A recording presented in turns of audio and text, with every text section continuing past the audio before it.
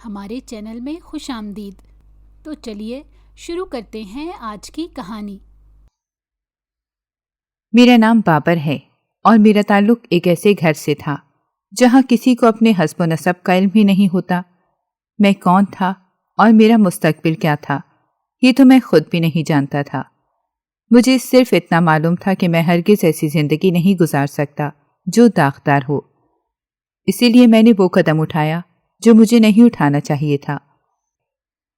مجھے اچھی طرح یاد ہیں وہ سارے دن جب جب میں سونے کے لیے لیٹتا تو مجھے طبلے اور گھنگروؤں کی آوازیں سونے نہیں دیتی تھیں، اور ایسے لگتا جیسے وہ مجھے آوازیں لگا رہی ہے کہ خدا کے لیے مجھے یہاں سے لے چلو۔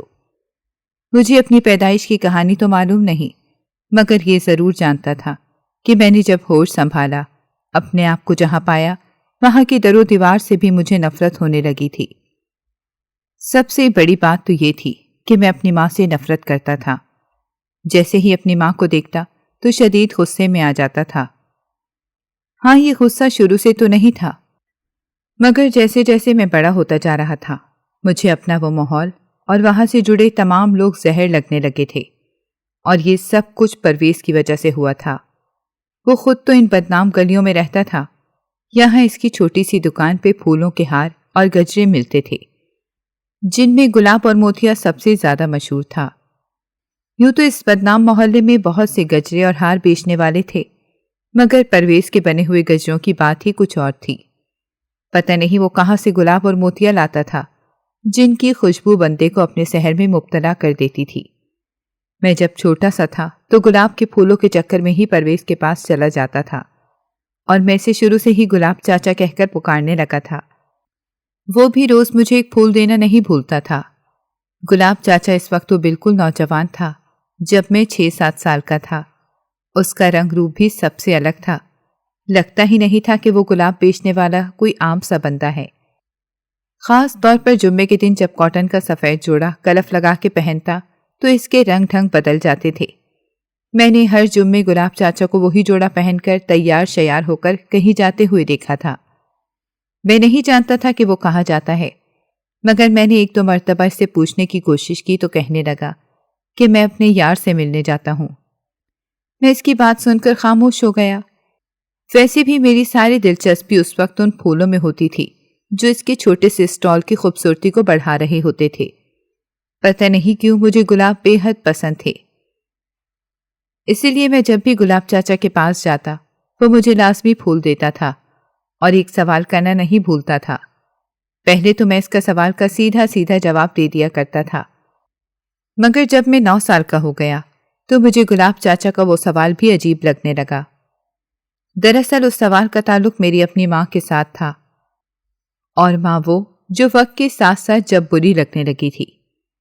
میری ماں اس کوٹھے کی سب سے مشہور طوائف تھی، جو نہ صرف اپنے گانے اور رقص کی وجہ سے مقبول تھی بلکہ اس کے حسن کے چرچے چاروں طرف ہوتے تھے، اور ہیرا بائی میری اماں کے ایک مجرے کے بہت سے پیسے لیا کرتی تھی۔ میری ماں ہیرا بائی کی بیٹی تھی، اسی لیے شروع سے ہی اس کام میں پڑی ہوئی تھی۔ اسے کوئی فرق نہیں پڑتا تھا کہ اس کی زندگی میں کوئی عزت یا نیک نامی نہیں ہوتی۔ پیسہ تو ضرور ہوتا ہے مگر رشتے اور خاندان نہیں ہوتا۔ پہلے میں بھی ان باتوں کو نہیں سمجھتا تھا، لیکن پھر سمجھنے میں وقت بھی نہیں لگا۔ مجھے نہیں معلوم کہ میں ایسا کیوں تھا، حالانکہ میں بھی وہیں پر پیدا ہوا اور وہیں پر پل بڑھ رہا تھا۔ اس کے باوجود مجھے وہ سب کچھ بہت برا لگتا تھا، یہاں تک کہ میں نے نانی یعنی ہیرا بائی سے بات کرنا بھی چھوڑ دی تھی۔ جب میں 12 سال کا ہو گیا تو اماں سے کہنے لگا کہ ہم دونوں یہاں سے کہیں دور چلے جاتے ہیں، میں کما کر لاؤں گا اور تم گھر میں بیٹھ کر میرا انتظار کرنا، میرے لیے کھانا بنانا، پھر ہم دونوں مل کر کھایا کریں گے۔ میری باتیں سن کر اماں ہنسنے لگ جاتی اور کہتی کہ پگلے، ہماری یہی زندگی ہے اور ہم نے ایسے ہی جینا ہے۔ تمہیں کیا لگتا ہے اگر ہم دونوں ماں بیٹے یہاں سے چلے بھی گئے تو بہت اچھی زندگی گزاریں گے؟ نہیں، ایسا بالکل بھی نہیں ہوگا، بلکہ ہم تو ایک دن بھی آرام اور سکون سے نہیں گزار سکتے ہیں، کیونکہ تمہیں نہیں پتا کہ دنیا کیسی ہے اور کمانا کتنا مشکل کام ہے۔ اس لیے یہ باتیں کرنا چھوڑ دو اور اس عیش بھری زندگی سے فائدہ اٹھاؤ۔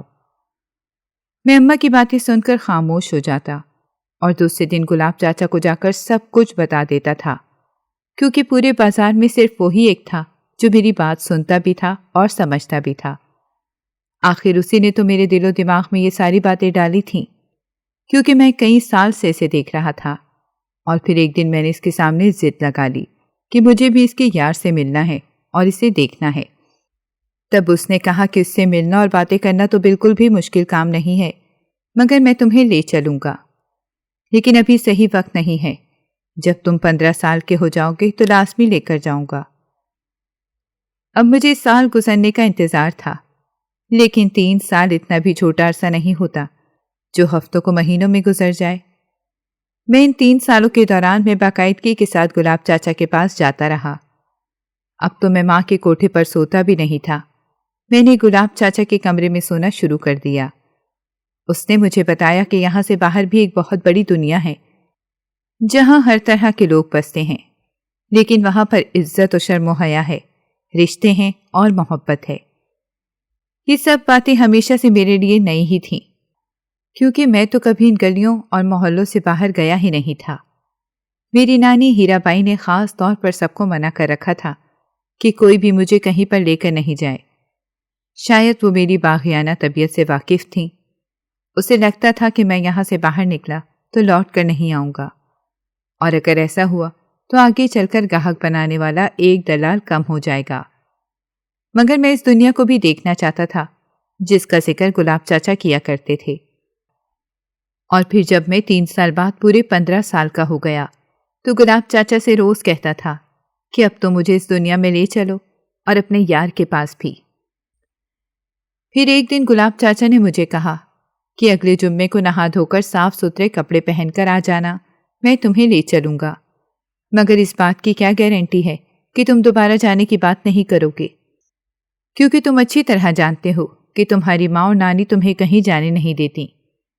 تو میں نے گلاب چاچا سے کہا کہ وہ مجھے کہیں جانے نہیں دیتی اور میں یہاں رہنا نہیں چاہتا، اور یہ بھی اچھی طرح جانتا ہوں کہ مجھے یہاں سے نکالنے میں صرف تم میری مدد کر سکتے ہو۔ یہ سن کر وہ خاموش ہو گئے، اور پھر جب جمعہ آیا تو میں انہی کی طرح سفید سوٹ پہن کر تیار ہو گیا۔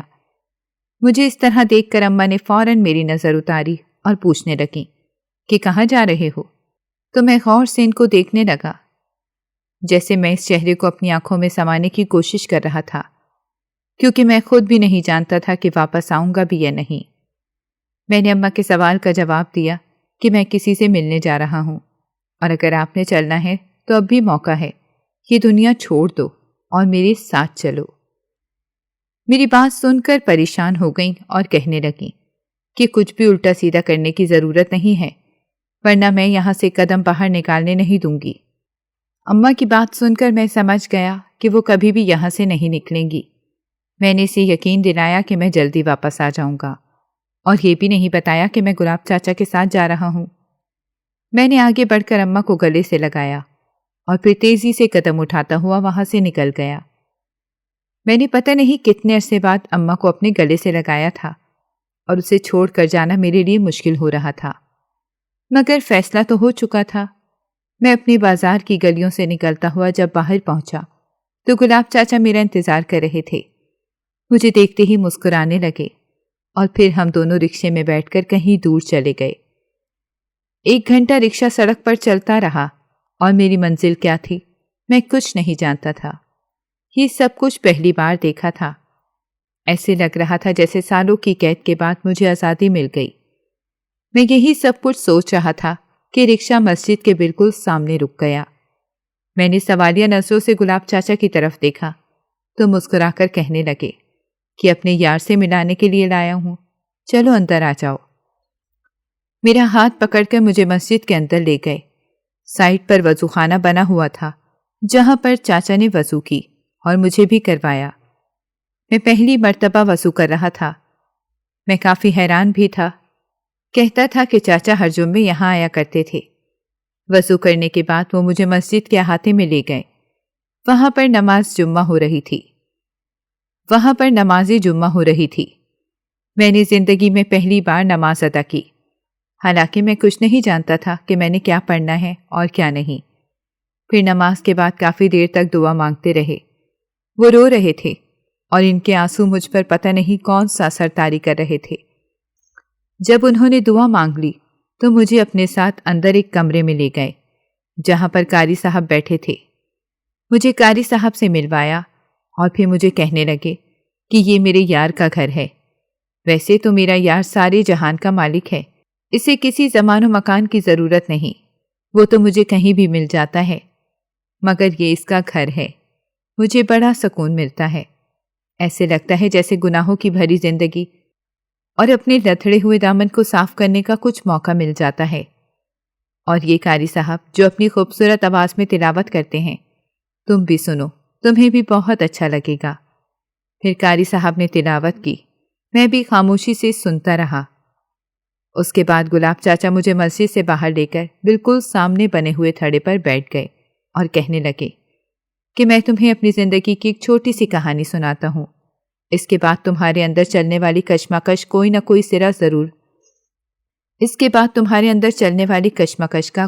سرا ضرور مل جائے گا۔ انہوں نے مجھے بتایا کہ وہ بھی میری طرح کوٹھے پر کسی طوائف کے ہاں پیدا ہوئے تھے، وہیں پر پل بڑھ کر جوانی کی دہلیز پہ قدم رکھا اور اپنی چھوٹی سی دکان کے لیے پھول وغیرہ منڈی سے لایا کرتے تھے۔ وہیں ایک آدمی کے ذریعے وہ مسجد میں آنے جانے لگے۔ میں نہیں جانتا تھا کہ گلاب چاچا باقی نمازیں پڑھتے تھے یا نہیں، مگر انہوں نے یہی بتایا کہ وہ کافی سالوں سے ہر جمعے اس مسجد میں آتے ہیں اور یہیں پر ان کی دوستی اپنے پالنے والے سے ہو گئی، اور پھر وہ یہاں آ کر اپنے پاک پروردگار سے ڈھیروں باتیں کرتے ہیں، اپنے گناہوں کی معافی مانگتے ہیں۔ میں گلاب چاچا کی باتیں بڑے غور سے سن رہا تھا۔ پھر انہوں نے بتایا کہ جب میری ماں جوان ہوئی اور پہلی مرتبہ اس نے ناچنے گانے کا کام سیکھنا شروع کیا، تب چاچا نے میری ماں کو کہا تھا کہ یہ سب کچھ چھوڑ کر میرے ساتھ چلو، ہم ایک نئی دنیا بسائیں گے۔ لیکن میری ماں نے بالکل انکار کر دیا اور کہا کہ تم کیا کماتے ہو، مجھے دنیا جہان کی کون سی خوشیاں دے سکتے ہو، اسی لیے میں یہ سب کچھ چھوڑ کر کبھی نہیں جاؤں گی۔ چاچا نے اماں کے انکار کے بعد دوبارہ کبھی یہ بات نہیں کی، مگر ہمیشہ اپنے دل میں میری ماں کی محبت کو چھپائے رکھا۔ اس دن یہ سب کچھ سن کر میں سوچنے لگا کہ کاش میری ماں ان کے ساتھ اس جہنم سے نکل جاتی تو کتنا اچھا ہوتا، مگر وہ تو شاید بد نصیب تھی، اور ایک میں تھا جسے پہلی مرتبہ زندگی نے اس دن وہ موقع دے دیا جس کا مجھے انتظار تھا۔ میں نے گلاب چاچا سے کہا کہ اگر میں واپس نہ جاؤں اور یہیں زندگی گزارنا چاہوں تو کیا آپ میرا ساتھ دیں گے؟ گلاب چاچا نے کہا کہ میں صرف یہ کر سکتا ہوں کہ اپنے علاقے میں کسی کو پتہ نہیں چلے گا کہ تم کہاں چلے گئے، اور نہ ہی یہ بتاؤں گا کہ تم میرے ساتھ گئے تھے۔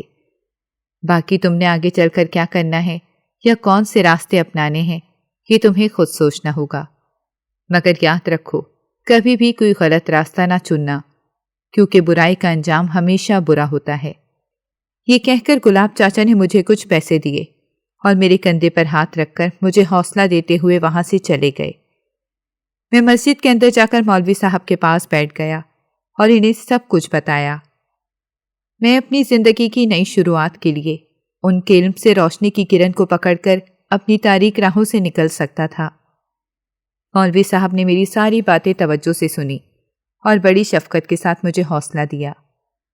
انہوں نے مسجد کے برابر بنے ہوئے ایک کمرے میں میرے رہنے کا بندوبست کر دیا۔ وہ کمرہ ان کے گھر سے متصل تھا، لیکن کسی کے استعمال میں نہیں تھا۔ میں وہاں پر رہنے لگا اور مسجد میں بھی مولوی صاحب کی زیر نگرانی ہر کام میں آگے آگے رہتا تھا۔ میں مسجد کی صفائی بھی کرنے لگ گیا تھا، جس سے مجھے ہر مہینے کچھ وظیفہ مل جاتا، اور کھانے پینے کا مجھے ویسے بھی مسئلہ نہیں تھا۔ ایک ٹائم کا کھانا مولوی صاحب کے گھر سے مل جاتا تھا اور دوسرے وقت کا انتظام مسجد میں ہی ہو جایا کرتا تھا۔ میں نے جب سے ان بدنام گلیوں کو چھوڑا تھا اور ایک عام آدمی کی طرح یہاں رہنا شروع کیا، تب سے میری زندگی میں بہت سی تبدیلیاں آئی تھیں۔ میں نے زندگی میں کبھی بھی گھر کا کوئی کام نہیں کیا تھا، مگر اب میں گھر کے کام بھی کرنے لگ گیا تھا اور لوگوں کے کام بھی آتا تھا۔ مولوی صاحب نے مجھے کوئی ہنر سیکھنے کا مشورہ دیا اور ان کے کہنے پر ہی میں نے کام کرنے کی حامی بھری، تو انہوں نے مجھے اپنے کسی جاننے والے کی ورک شاپ پہ بھیج دیا جہاں موٹر سائیکل کا کام کیا جاتا تھا، مگر مجھے تو کچھ سمجھ ہی نہیں آتی تھی۔ میں روزانہ ورکشاپ پہ چلا جاتا اور جب شام کو گھر لوٹتا تو میرے کپڑوں سے گندی اسمیل آتی اور گریس کے داغ بھی لگ جاتے تھے۔ مجھے یہ سب کچھ اچھا نہیں لگتا تھا، اور یہ بھی ایک بڑی حقیقت تھی کہ ساری زندگی اب تک میں نے بنا کسی محنت و مشقت کے گزاری تھی، اور اب محنت مزدوری کرتے ہوئے میری جان نکل رہی تھی۔ اسی لیے میں نے سوچا کہ مسجد میں امام صاحب سے دینی تعلیم حاصل کرنا شروع کر دیتا ہوں اور ان کی طرح دین کی خدمت کروں گا تو سب لوگ عزت بھی کریں گے اور مجھے کوئی کام بھی نہیں کرنا پڑے گا۔ یہی سوچ کر میں نے ان کے سامنے اپنی اس خواہش کا اظہار کیا تو وہ بہت خوش ہوئے اور کہنے لگے کہ ٹھیک ہے، تم دین کی تعلیم حاصل کرو، جب تک میں زندہ ہوں تمہاری رہائش اور کھانے پینے کی ذمہ داری میری ہوگی، لیکن بیٹا تم اس دلدل سے نکل ہی آئے ہو تو دوبارہ کبھی بھی وہاں جانے کا مت سوچنا، اور جتنا ہو سکے لوگوں کو ان تمام برائیوں سے بچانے کی کوشش کرتے رہنا۔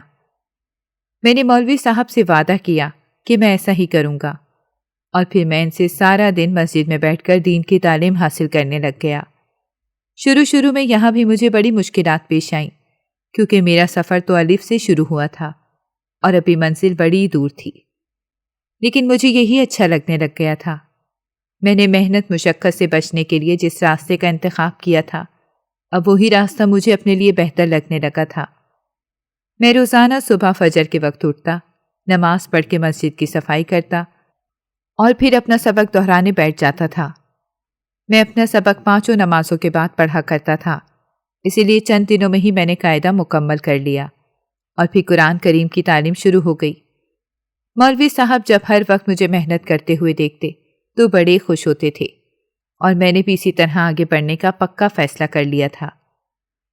دیکھتے ہی دیکھتے 2 سال گزر گئے، اور ان 2 سالوں میں میری بنیادی تعلیم بھی مکمل ہوئی اور مجھے مسجد کی خدمت گزاروں میں بھی شامل کر لیا گیا۔ لیکن ان 2 سالوں میں مجھے اماں کی بھی بڑی یاد آئی۔ کئی بار دل کیا کہ میں جا کر ان سے مل کر آؤں، انہیں دیکھ کر آؤں، مگر مولوی صاحب کے ساتھ کیے گئے وعدے کی وجہ سے میں نہیں جاتا تھا۔ لیکن حیرت کی بات تو یہ تھی کہ جب سے میں نے یہاں رہنا شروع کیا تھا تب سے لے کر اب تک 2 سال گزرنے کے باوجود ایک مرتبہ بھی گلاب چاچا اس مسجد میں نہیں آئے تھے، اور نہ ہی مجھ سے ملنے کے لیے انہوں نے یہاں کا رخ کیا تھا۔ کبھی میرے دل میں خیال آتا کہ کہیں ان کے ساتھ کچھ برا تو نہیں ہو گیا، یا خدا نخواستہ وہ دنیا سے چلے تو نہیں گئے، مگر پھر یہ سوچ کر خود کو تسلی دے لیتا کہ ابھی ان کی اتنی عمر ہی کب تھی، ہو سکتا ہے کہ وہ اسی وجہ سے اس طرف نہ آتے ہوں کہ کہیں ان کے پیچھے کوئی مجھ تک نہ پہنچ جائے۔ یہی سوچ کر میں نے ہمیشہ اپنے دل کو دلاسا دیا، اور 6 مہینے مزید گزرے تو مولوی صاحب کا انتقال ہو گیا، لیکن مجھے وہ کمرہ خالی کرنے کے لیے نہیں کہا گیا، کیونکہ اب میں اس کمرے کا کرایہ دیتا تھا۔ مسجد سے ہر مہینے جو وظیفہ مجھے ملتا میرے گزارے کے لیے کافی تھا۔ ویسے بھی میں نے دنیا داری میں پڑھ کے فضول خرچیاں شروع نہیں کی تھیں، میرے لیے تو بس یہی عزت کی زندگی اور روزی روٹی کافی تھی۔ میں بہت سکون سے اپنی زندگی گزار رہا تھا، اور یہ نہیں جانتا تھا کہ ایک بڑی آزمائش میرا امتحان لینے کے لیے آنے والی ہے۔ مولوی صاحب کی گزر جانے کے بعد سب کو یہ فکر پڑ گئی تھی کہ اب مسجد کا نظام کون سنبھالے گا، کیونکہ جس علاقے میں یہ مسجد تھی وہاں پر آس پاس ضرورت زندگی کی کچھ زیادہ سہولتیں نہیں تھیں، جس کی وجہ سے سارا علاقہ پسماندگی کا شکار تھا۔ مگر مسجد کو بھی ایسے نہیں چھوڑا جا سکتا تھا، اسی لیے سب نے مل جل کر فیصلہ کیا کہ جب تک کسی بڑے امام صاحب کا انتظام نہیں ہو جاتا تب تک مسجد کا سارا نظام مجھے دے دیا جائے، کیونکہ میں مرحوم امام صاحب کے بہت زیادہ قریب تھا۔ یہ فیصلہ سن کر میں تھوڑی دیر کے لیے تو بہت پریشان ہو گیا کہ میں بھلا کیا کروں گا، میں تو اس لائق نہیں تھا، مگر سب کے اصرار اور محبت نے مجھے چپ رہنے پر مجبور کر دیا۔ میں مسجد میں امام تو نہیں تھا، مگر لوگ مجھے امام صاحب کہہ کر پکارنے لگے، اور پھر اس کے بعد تو پتہ نہیں میں کب تک اپنا نام بھی سننے کو ترستا رہا۔ مسجد کا سارا نظام سنبھالنے کے بعد مشکل سے 1 سال ہی گزرا تھا کہ قاری صاحب نے مجھے شادی کا مشورہ دیا اور سمجھایا کہ اگر میں شادی کر کے گھر بسا لیتا ہوں تو اہل محلہ مجھ پہ اور زیادہ بھروسہ کرنے لگ جائیں گے، اور پھر میرا اپنا گھر بار بھی سیٹ ہو جائے گا۔ ان کی بات میرے دل کو بہت بھلی لگی، میں نے انہی کے ذمے کام لگا دیا۔ انہوں نے کچھ مہینے میں اپنے ایک جاننے والے شریف آدمی کی بیٹی کے ساتھ میرا نکاح کروا دیا، اور میں نے مسجد کے برابر والا کمرہ چھوڑ کر پچھلی گلی میں ایک گھر کرائے پر لے لیا، جہاں اپنی بیوی کے ساتھ رہنے لگا۔ میری بیوی بڑی سیدھی سادی لڑکی تھی۔ اس کے ماں باپ دوسرے شہر کے رہنے والے تھے اور اس علاقے میں کوئی اس کا جاننے ملنے والا بھی نہیں تھا، اسی لیے وہ کہیں آتی جاتی بھی نہیں تھی۔ مہینے 2 مہینے کے بعد میں خود اسے اس کے میکے لے جاتا اور ملوا کے اپنے ساتھ ہی واپس لے آتا تھا۔ وہ تو میری مرضی اور حکم کے بغیر کوئی کام بھی نہیں کرتی تھی۔ میں اپنی بیوی کی اس فرما برداری والی عادت کی وجہ سے کچھ زیادہ ہی بد دماغ ہوتا جا رہا تھا۔ مسجد میں امام کی جگہ لینے پر محلے کے تمام لوگ میری بہت زیادہ عزت کرنے لگے تھے۔ میں جہاں سے گزرتا لوگ مجھے سلام کرتے، کوئی چیز لینے دکان پر جاتا تو ہمیشہ میرے ساتھ خاص رعایت کی جاتی، اور کبھی کبھی تو مجھ سے پیسے بھی نہیں لیے جاتے تھے۔ خاص طور پر سبزی والا تو مجھے مفت سبزی بھی دیتا تھا اور ہر جمعرات کو کچھ نہ کچھ پیسے بھی نذرانے کے طور پر دے دیا کرتا تھا۔ گھر اور گھر کے باہر دونوں جگہ ہی میری 5 انگلیاں کڑاہی میں تھیں۔ میں جس نیک نامی اور عزت کا بھوکا تھا اور جیسی زندگی کے خواب دیکھتا تھا، اب میں ویسی ہی زندگی گزار رہا تھا، اور میری انہی عادتوں اور باتوں کی وجہ سے میں اپنے مذہب سے قریب ہونے کے بجائے اندر ہی اندر دور ہونے لگا تھا۔ مگر لوگوں کے سامنے مجھے دکھاوا کرنا اچھی طرح آ چکا تھا۔ ہر جمعرات کو جب لوگوں کے گھروں سے میرے لیے اسپیشل کھانے بن کر آتے تو مجھے بہت اچھا محسوس ہوتا۔ اس دن میرے گھر میں کھانا بھی نہیں بنتا تھا۔ مسجد میں آیا گھر لے جاتا رہا اور باقی مسجد کے خدام اور پڑھنے والے بچوں میں تقسیم کر دیا جاتا تھا۔ اسی طرح ہر روز عصر کی نماز کے بعد جب لوگ اپنے بچوں کو لے کر مجھ سے دم کروانے آتے تو میرا سر غرور سے اونچا ہو جاتا۔ مجھے ایسے لگتا جیسے میں کوئی بہت بڑا عالم فاضل ہوں جس کے دم کرنے سے لوگوں کو شفا ملتی ہے، تبھی تو لوگ میرے پاس آتے ہیں۔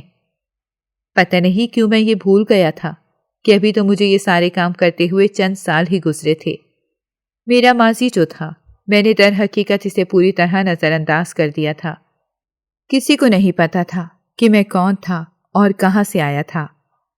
سب یہی سمجھتے تھے کہ میں کسی دوسرے شہر کا رہنے والا ہوں اور صرف دین کی خدمت کی خاطر یہاں پر ٹھہرا ہوا ہوں۔ اسی لیے تو لوگوں کے دلوں میں میری اور بھی زیادہ قدر و منزلت تھی۔ ایسے ہی وقت گزرتا گیا۔ ہمارے علاقے میں کوئی بھی نیا امام نہیں آیا تھا، اسی لیے میں ہی پچھلے 3 سال سے اس منصب کو سنبھالے ہوئے تھا، اور اب تو میں یہ بھی بھول چکا تھا کہ میں امام نہیں ہوں۔ دوسری طرف میری ازدواجی زندگی کچھ ٹھیک نہیں چل رہی تھی۔ 3 سال ہو گئے تھے مگر ہمارے ہاں ابھی تک کوئی اولاد نہیں ہوئی تھی، جس کی وجہ سے ہم دونوں میاں بیوی کے آپسی تعلقات سرد مہری کی نظر ہو گئے تھے، اور اس کا ذمہ دار بھی میں ہی تھا، کیونکہ میں اپنی بیوی کو اٹھتے بیٹھتے اس بات کے تانے دیتا کہ وہ ابھی تک مجھے اولاد نہیں دے سکی، لیکن وہ بھلی مانس میری ہر کڑوی کسیدی بات کو خاموشی سے برداشت کر لیتی تھی۔ اس نے کبھی پلٹ کر مجھے ایک لفظ نہیں کہا تھا۔ اب تو گزشتہ 6 مہینوں سے میں نے اس کے ساتھ بات کرنا بھی چھوڑ دیا تھا۔ مجھے یہ فکر بہت زیادہ تھی کہ اولاد نہ ہونے کا ذمہ دار اگر لوگ مجھے ٹھہرائیں گے تو میری عزت مٹی میں مل سکتی ہے۔ اس لیے میں نے اپنی بیوی کو یہ کہہ کر میکے بھیج دیا کہ اگر وہ مجھے اولاد نہیں دے سکتی تو کم سے کم دوسری شادی کی اجازت دے دے۔ حالانکہ میں نے یہ بات اس کے سامنے نہیں کی تھی۔ میں تو اسے اس کے باپ کے مرنے پہ میکے چھوڑ کر آیا تھا اور پھر چند دن وہیں رہنے کا کہہ کر واپس آ گیا، مگر دوبارہ اسے لینے نہیں گیا۔ جب اس کی ماں نے فون کر کے مجھ سے پوچھا تو میں نے صاف صاف کہہ دیا کہ جو مجھے اولاد جیسی خوشی نہیں دے سکتی، میں اس کو اپنے ساتھ کیسے رکھ سکتا ہوں۔ میں دوسری شادی کرنا چاہتا ہوں مگر آپ کی بیٹی کے ساتھ ظلم نہیں کر سکتا، اسی لیے اسے چھوڑوں گا بھی نہیں۔ ہاں لیکن ابھی وہ لوگوں کے پاس ہی رہے گی اسی لیے اسے چھوڑوں گا بھی نہیں۔ ہاں لیکن ابھی وہ آپ لوگوں کے پاس ہی رہے گی، جب بہتر وقت آئے گا میں اسے واپس لے آؤں گا۔ یہ سن کر میری سانس خاموش ہو گئی اور مجھے دعائیں دیتے ہوئے اس نے فون بند کر دیا۔ اس کے بعد ہمیشہ وہیں سے فون آتا تھا۔ میں نے اپنی بیوی سے بات کرنا بالکل ہی چھوڑ دیا تھا۔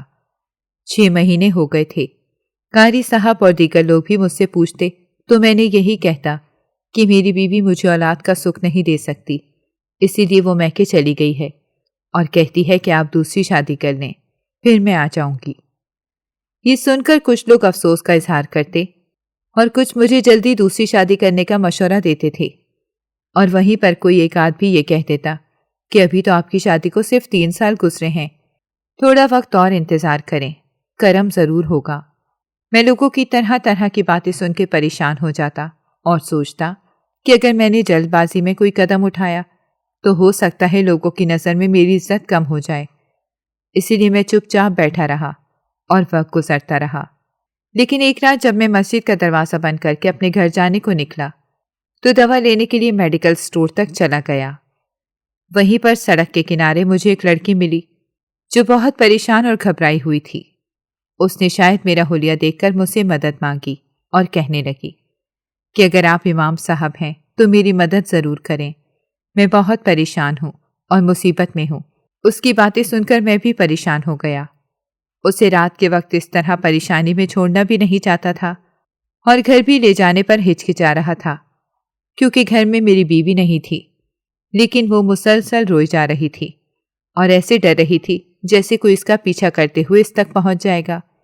اسی لیے مجبور ہو کر میں اسے اپنے ساتھ گھر لے گیا اور اسے کمرے میں چھوڑ کر خود باہر برآمدے میں لیٹ گیا۔ میں سوچنے لگا کہ پتہ نہیں وہ کون ہے اور کہاں سے آئی ہے۔ میں نے تو یہ بھی نہیں پوچھا کہ وہ کس سے بھاگتی پھر رہی تھی۔ کیا مجھے ایسی انجان لڑکی کو اپنے گھر میں پناہ دینی چاہیے تھی؟ اور اگر محلے والوں کو پتہ چلے گا تو کیا سوچیں گے؟ یہ سب سوچتے ہوئے میں اٹھ کر بیٹھ گیا۔ مجھے کسی طرح بھی چین نہیں آ رہا تھا۔ میں نے اسی وقت اس لڑکی کے ساتھ بات کرنے کا فیصلہ کیا اور کمرے کا دروازہ کھٹکھٹایا تو اس نے دروازہ کھول دیا۔ سر سے پیر تک چادر میں لپٹی ہوئی تھی اور بہت ڈری ہوئی لگ رہی تھی۔ اسے دیکھتے ہی میرے دل میں کچھ عجیب سے خیالات آنے لگے۔ مجھ پر شیطان حاوی ہو رہا تھا، مگر میں کوئی ایسا قدم نہیں اٹھانا چاہتا تھا جس کی وجہ سے دنیا اور آخرت برباد کر لوں۔ اسی لیے میں نے خود کو کنٹرول کیا اور اس سے پوچھا کہ وہ کون ہے اور یہاں پر کیسے آئی۔ تو وہ رونے لگ گئی اور کہنے لگی، میں چھوٹی سی تھی جب میری ماں کا انتقال ہو گیا، باپ نے دوسری شادی کر لی اور ستیلی ماں ساری زندگی مجھ پہ ظلم و ستم کے پہاڑ توڑتی رہی۔ میں نے چپ چاپ اپنی ستیلی ماں کے ہر ظلم و زیادتی برداشت کی، کیونکہ نہ تو میرے پاس کوئی اور ٹھکانہ تھا اور نہ ہی باپ کے علاوہ کوئی سہارا تھا۔ ایسے ہی میں جوان ہو گئی، لیکن کچھ دن پہلے مجھے پتا چلا کہ میری ماں مجھے کوٹھے پر ایک دلال کے ہاتھوں بیچنا چاہتی ہے اور اس سے اچھا خاصا پیسہ ملنے والا ہے۔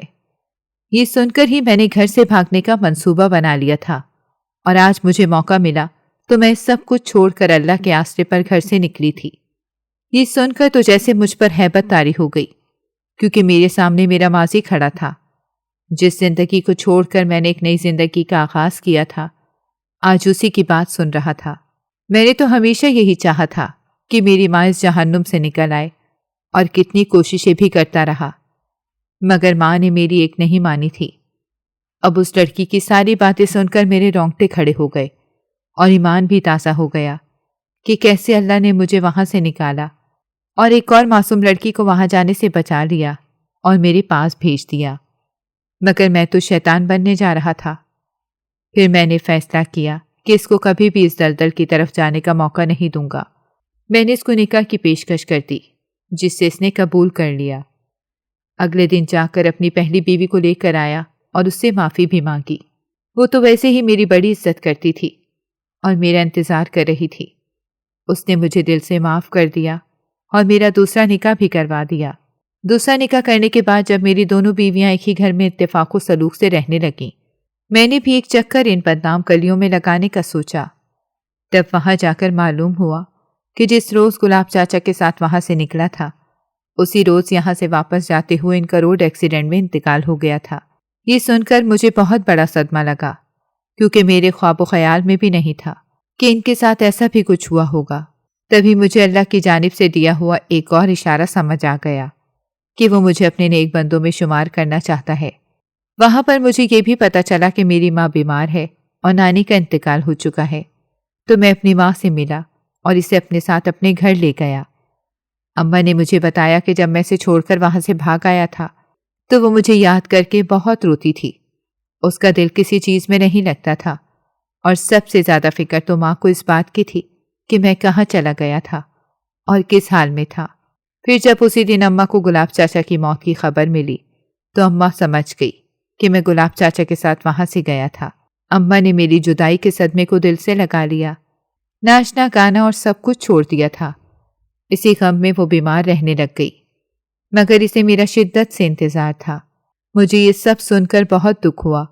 میں نے سوچا کہ کاش میں پہلے ہی اماں کو دیکھنے چلا جاتا تو اسے کب کا اپنے ساتھ لے آتا، مگر ہر کام کا ایک وقت مقرر ہے اور اسی مقررہ وقت پر وہ کام ہو جاتا ہے۔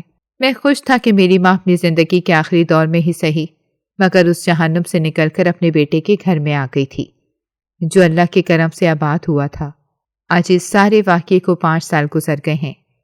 میں نے دل سے سب کچھ اپنا لیا ہے اور میں ایک اچھا انسان بن گیا ہوں جس کا ظاہر و باطن ایک ہے۔ دوسری طرف میری دونوں بیویوں کی گود میں ایک ایک بیٹا بھی ہے۔ حیرت تو مجھے تب ہوئی جب میری پہلی بیوی نے مجھے بیٹے کی خوشی دی کیونکہ وہ پہلے ماں بنی تھی۔ اس وقت مجھے یقین ہو گیا کہ اللہ نے ایک بڑی آزمائش سے مجھے بچا کر اب انعام دیا تھا۔ اس کے بعد میری دوسری بیوی بھی ایک بیٹے کی ماں بنی۔ میں اپنی بیوی، بچوں اور ماں کے ساتھ اپنے گھر میں بہت خوش ہوں اور دونوں ہی میری بوڑھی ماں کی خدمت بھی کرتی ہیں جو ہر وقت مجھے دعائیں دیتی ہے۔ میں آج بھی گلاب چاچا کو یاد کرتا ہوں جو میری دنیا سنوار کر خود جنت کے مستحق بن گئے۔ اگر آپ کو ہماری کہانی پسند آئی ہو تو ہمارے چینل کو لائک کریں اور سبسکرائب کر دیں۔ بیل نوٹیفیکیشن کو بھی آن کر دیں تاکہ ہماری آنے والی ہر مزیدار کہانی آپ کو وقت پر ملتی رہے۔